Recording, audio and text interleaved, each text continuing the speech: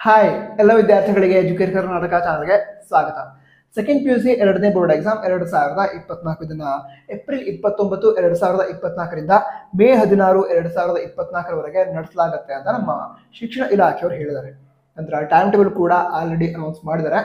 ನಂತರ ಈ ಒಂದು ಎಕ್ಸಾಮ್ ಏನಿದೆ ಅದಕ್ಕೆ ಯಾವ ರೀತಿ ಅಪ್ಲೈ ಮಾಡೋದು ಈ ಒಂದು ಪ್ರಶ್ನೆಯನ್ನು ವಿದ್ಯಾರ್ಥಿಗಳು ಕೇಳ್ತಾ ಇದ್ರು. ಅದಕ್ಕೆ ಉತ್ತರವನ್ನ ಈ ವಿಡಿಯೋದಲ್ಲಿ ತಿಳ್ಕೊಳ್ತಿದ್ವಿ. ಅಂದ್ರೆ ಹೇಗೆ ಅಪ್ಲೈ ಮಾಡೋದು, ಫೀಸ್ ಎಷ್ಟಿರುತ್ತೆ, ಎಲ್ಲ ಡೀಟೇಲ್ಸ್ ಅನ್ನ ತಿಳ್ಕೊಳ್ತಿದ್ವಿ.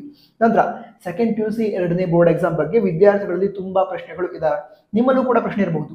ಆ ಪ್ರಶ್ನೆಗಳನ್ನ ಕಮೆಂಟ್ ಬಾಕ್ಸ್ ಅಲ್ಲಿ ತಿಳಿಸಿ.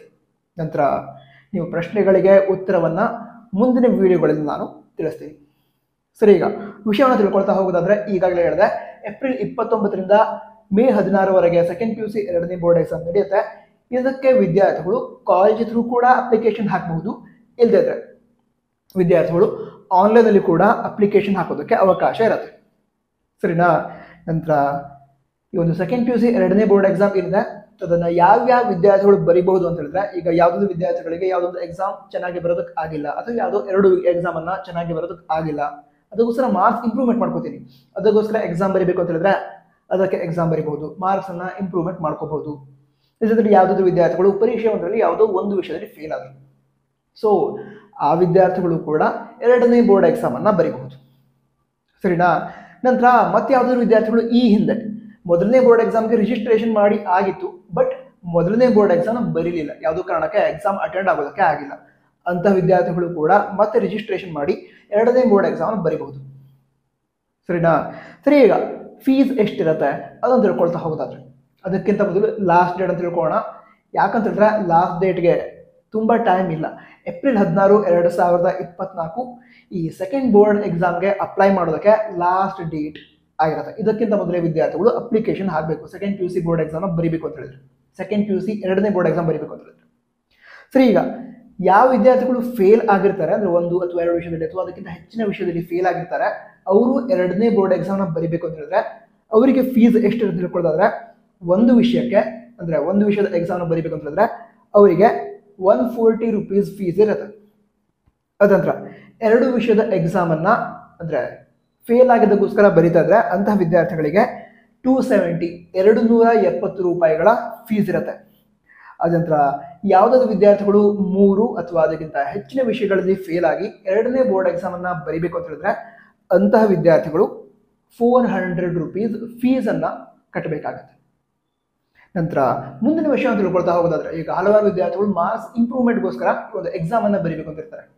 ಸೊ ಯಾವ ವಿದ್ಯಾರ್ಥಿಗಳು ಮಾರ್ಕ್ಸ್ ಇಂಪ್ರೂವ್ಮೆಂಟ್ಗೋಸ್ಕರ ಎಕ್ಸಾಮ್ ಅನ್ನ ಬರೀಬೇಕು ಅಂತ ಇರ್ತಾರೆ ಅವರಿಗೆ ಒಂದು ವಿಷಯಕ್ಕೆ 175 ರೂಪಾಯಿಗಳ ಫೀಸ್ ಇರುತ್ತೆ ಅಂತ ಹೇಳಿದ್ದಾರೆ. 175 ರೂಪೀಸ್ ಫೀಸ್ ಇರುತ್ತೆ ಒಂದು ಸಬ್ಜೆಕ್ಟ್ಗೆ.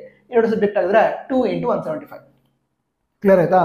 ಅದ ನಂತರ ಮುಂದಿನ ವಿಷಯವನ್ನು ತಿಳ್ಕೊಳ್ತಾ ಹೋಗೋದಾದ್ರೆ ಮುಂದಿನ ವಿಷಯ ಏನು ಅಂತ ಹೇಳಿದ್ರೆ ಅಪ್ಲಿಕೇಶನ್ ಹೇಗೆ ಹಾಕೋದು ಇದನ್ನು ತಿಳ್ಕೊಳ್ಳೋದಾದ್ರೆ ವಿದ್ಯಾರ್ಥಿಗಳು ಕಾಲೇಜ್ ಥ್ರೂ ಕೂಡ ಅಪ್ಲಿಕೇಶನ್ ಹಾಕಬಹುದು. ಈಗ ಯಾವುದಾದ್ರು ವಿದ್ಯಾರ್ಥಿಗಳು ಆನ್ಲೈನ್ ಅಲ್ಲೇ ಅಪ್ಲಿಕೇಶನ್ ನಾನೇ ಹಾಕ್ತೀನಿ ಆ ರೀತಿ ಇದ್ರೆ ಅಂತಹ ವಿದ್ಯಾರ್ಥಿಗಳು ನಮ್ಮ ಶಿಕ್ಷಣ ಇಲಾಖೆಯವರ ಅಫಿಷಿಯಲ್ ವೆಬ್ಸೈಟ್ ಅನ್ನ ವಿಸಿಟ್ ಮಾಡಬೇಕಾಗತ್ತೆ. KSEAB.Karnataka.gov.in ಈ ವೆಬ್ಸೈಟ್ ಅನ್ನ ವಿಸಿಟ್ ಮಾಡಬೇಕಾಗತ್ತೆ. ಆ ವೆಬ್ಸೈಟ್ ಅಲ್ಲಿ 3 ಡಾಟ್ಸ್ ಕಾಣುತ್ತೆ, ಅದನ್ನ ಕ್ಲಿಕ್ ಮಾಡಿದ ನಂತರ ನಿಮಗೆ ಸೆಕೆಂಡ್ PUC ಎರಡನೇ ಪರೀಕ್ಷೆಗೆ ರಿಜಿಸ್ಟ್ರೇಷನ್ ಮಾಡೋದಕ್ಕೆ ಒಂದು ಲಿಂಕ್ ಕಾಣುತ್ತೆ, ಅದನ್ನ ಕ್ಲಿಕ್ ಮಾಡಿ ಅದರ ನಂತರ ನೀವು ಸ್ಕ್ರೀನ್ ನೋಡ್ತಿದ್ದೀರಲ್ವಾ ಈ ಆಪ್ಷನ್ ಕಾಣುತ್ತೆ.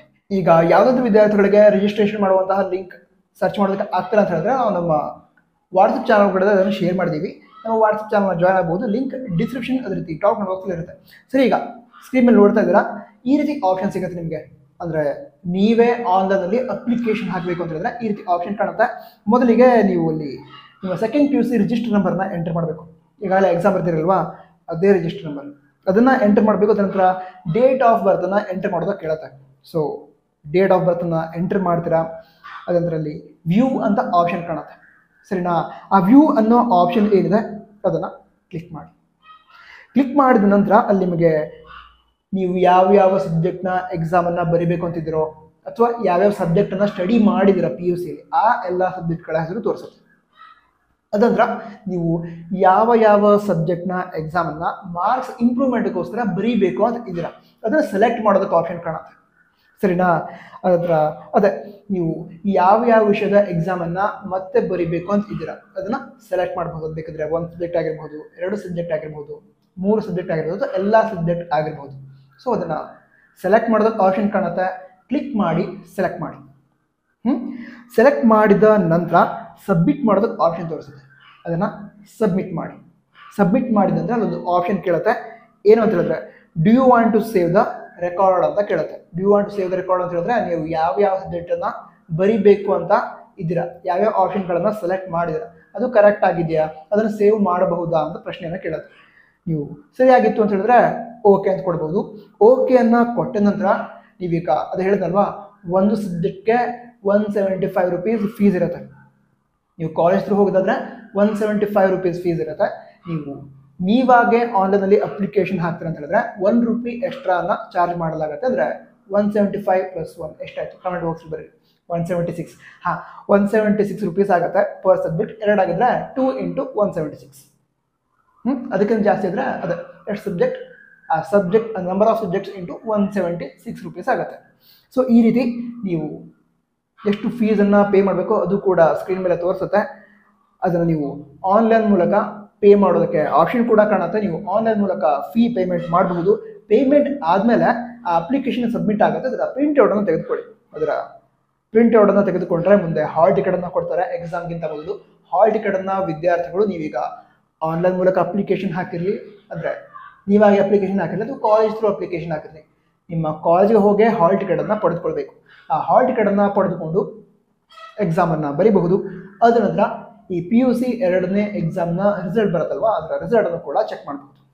ನಂತರ ಇದೆಷ್ಟು ವಿಷಯಗಳಾಗಿತ್ತು. ಬೇರೆ ಡೌಟ್ಸ್ ಇದ್ದರೆ ಕಮೆಂಟ್ ಬಾಕ್ಸ್ ನಿಮಗೋಸ್ಕರನೇ ಇರೋದು. ಡೌಟ್ಸನ್ನು ಕಮೆಂಟ್ ಬಾಕ್ಸ್ ತಿಳಿಸಿ. ವಿಡಿಯೋ ಸಹಾಯ ಆಗಿದ್ರೆ ಅದನ್ನು ಕೂಡ ಕಮೆಂಟ್ ಬಾಕ್ಸ್ ತಿಳಿಸಿ. ನಂತರ ವಿಡಿಯೋ ನಿಮಗೆ ಹೆಲ್ಪ್ ಆಗಿದ್ರೆ ಈ ವಿಡಿಯೋ ತಪ್ಪದೆ ಲೈಕ್ ಮಾಡಿ. ಮುಂದಿನ ವಿಡಿಯೋಗಳಿಗೋಸ್ಕರ ಸಬ್ಸ್ಕ್ರೈಬ್ ಕೂಡ ಮಾಡಿ. ನಂತರ ಎಲ್ಲ ವಿದ್ಯಾರ್ಥಿಗಳಿಗೆ all the best. Jai Hind, Vande Mataram.